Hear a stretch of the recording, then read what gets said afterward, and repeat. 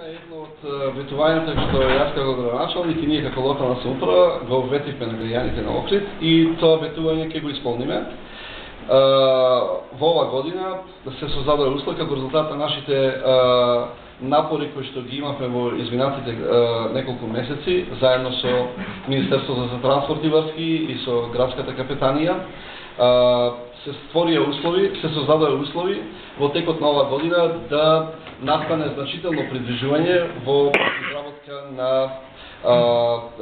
стратегиите и плановите за изградба на една марина која што како инфраструктурен објект и тоа како му е потребен на градот Охрид и која што требаше многу одамна да биде реализирано. Кажав дека подготовките за изградба на една ваква марина се во напредна фаза.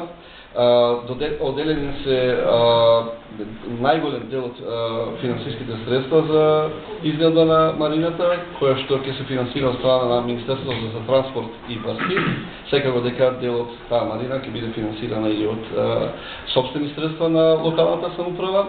Во овој момент се работи на изработка на идејно решение за излет на таа современа марина и веднаш потоа ќе оди јавен оглас, односно тендер за изработка на главен, односно основен проект за градба на марината, што понатака ќе создаде предуслови за